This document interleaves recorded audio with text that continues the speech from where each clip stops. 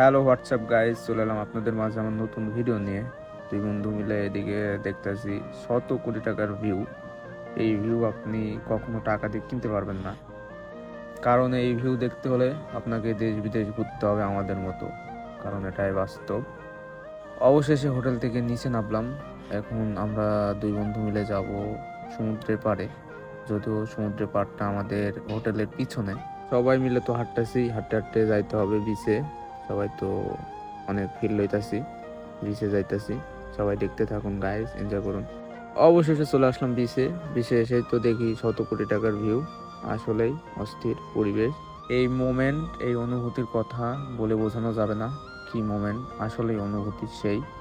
আমরা বন্ধুরা মিলে চিল করতেছি, ফিল লইতাছি। আর এই কোটি টাকার ভিউ দেখতে হলে দেশ বিদেশ ঘুরতে হবে।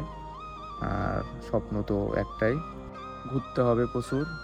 আর একটা কথা কি, সাগর পাড়ে আসলে আপনার মন অটোমেটিকলি ভালো হয়ে যাবে।